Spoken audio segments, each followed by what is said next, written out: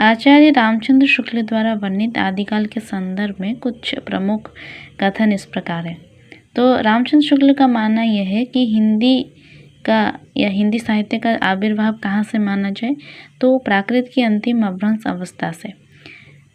हिंदी साहित्य का आदिकाल का जो समय है शुक्ल के हिसाब से वो 1050 से लेकर संबंत 1375 तक है, यानी महाराज भोज के समय से लेकर हमीर देव के समय के कुछ पीछे तक माना जा सकता है।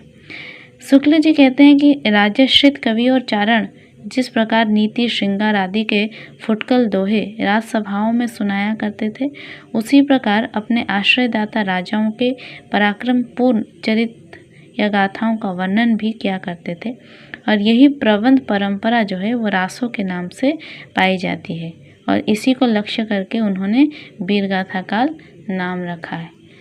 अभ्रंश नाम का सबसे पहला जो प्रयोग अगर हम देखें तो बल्लभी के राजा धारसेन द्वितीय के शिलालेख में मिलता है और उसमें उन्होंने अपने पिता गुहसेन, जिसका समय है विक्रम संवत 650 से पहले को, उन्होंने संस्कृत, प्राकृत और अभ्रंश तीनों का कवि कहा है। किसको?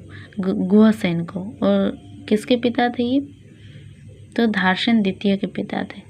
सिद्धों की उद्धृत रचनाओं की भाषा देश भाषा मिश्रित अभ्रंश या पुरानी हिंदी की काव्य भाषा है। पुरानी हिंदी की व्यापक काव्य भाषा का ढांचा स्वर श्रेणी प्रस्तुत अभ्रंश अर्थात ब्रज और खड़ी बोली का था। 84 सिद्ध हैं। 84 सिद्धों में सबसे पुराने सरह सरोज वज्र नाम से जाने जाते हैं, यानी सरप्पा। महासुखवाद का प्रवर्तन वज्रयान शाखा में हुआ। महासुख का अर्थ है आनंद स्वरूप ईश्वरत्व।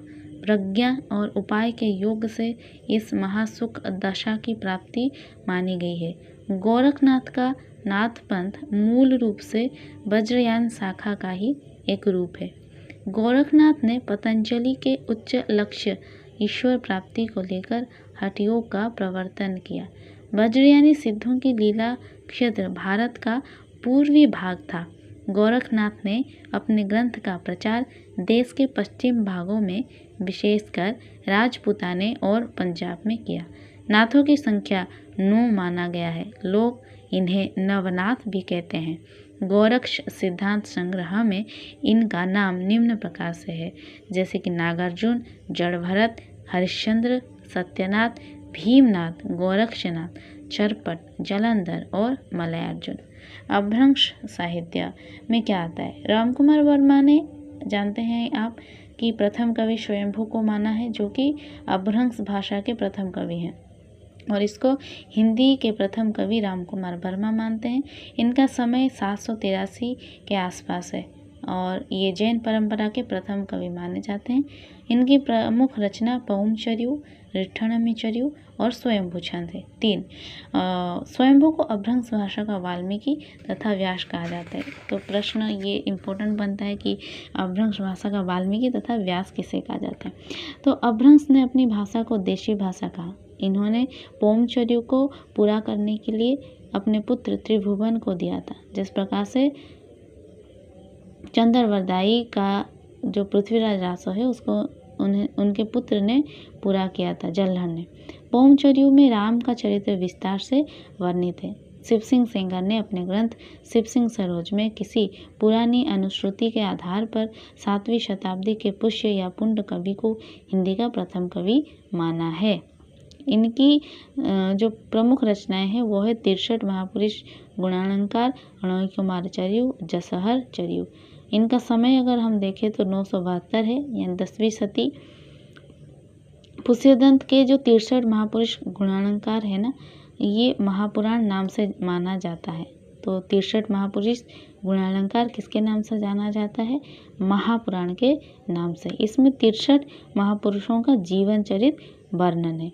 पुष्पदंत ने चरित काव्य में चौपाई छंद का प्रयोग किया है। पुष्यदंत को हिंदी का भवभूति कहा जाता है। शिव सिंह सेंगर ने पुष्य कवि को भाखा की जड़ कहा है और इन्होंने स्वयं को अभिमान मेरु, काव्य रत्नाकर, कवि कुल तिलक आदि उपाधियों से भी विभूषित किया है। हरिशन ने अपने धर्म परीक्षा में अपभ्रंश के 3 कवि माने, एक चतुर्मुख, स्वयंभू और पुष्पदन। स्वयंभू ने चतुर्मुख को पद्धड़िया बंध का प्रवर्तक तथा श्रेष्ठ कवि कहा है। पद्धरि 16 मात्रा का मात्रिक छंद है। इस छंद के नाम पर इस पद्धति पर लिखे जाने वाले काव्यों को पद्धड़िया बंध कहा गया है।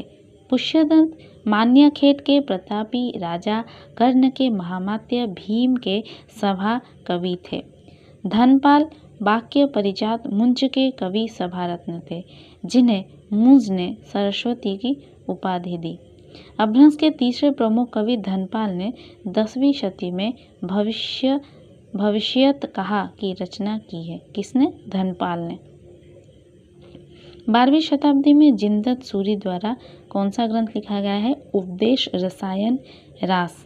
ये जैन रास काव्य परंपरा का प्रथम ग्रंथ माना जाता है। उपदेश रसायन रास अपभ्रंश भाषा का प्रथम रास काव्य है। रास काव्य परंपरा का हिंदी में सर्वप्रथम प्रवर्तन करने का श्रेय भरतेश्वर बाहुबली रास, जिसका समय 1184 है, उसके रचयिता शालिभद्र सूरी को है।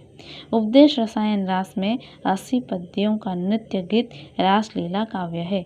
अब्दुल रहमान द्वारा लिखित संदेश राशक पहला धर्मेत्तर रास ग्रंथ। धर्मेत्तर यानी धर्म से इतर, यानी धर्म से अलग।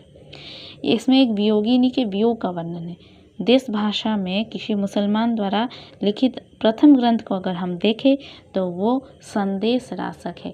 संदेश राशक एक खंड काव्य है, जिसमें विक्रमपुर की एक वियोगिनी के विरह की वर्णन है कथा का। विद्वान ने इसका समय 12वीं शती का उत्तरार्ध और 13वीं शती का प्रारंभ माना है। मुनि राम सिंह जैन साहित्य में सर्वश्रेष्ठ रहस्यवादी कवि कहे जाते हैं। मुनि राम सिंह ने पाहुड़ दोहा की रचना की, तो पाहुड़ दोहा मुनि राम सिंह की है। अपभ्रंश भाषा में दोहा काव्य का आरंभ 6ठी शताब्दी के कवि जोइंदू से माना जाता है। जोइंदू ने 2 पुस्तकों की रचना की, एक है आपका परमात्मा प्रकाश और है दूसरा योगसार। तो योगसार और परमात्मा प्रकाश प्रसिद्ध जैन कवि जोइंदू का है।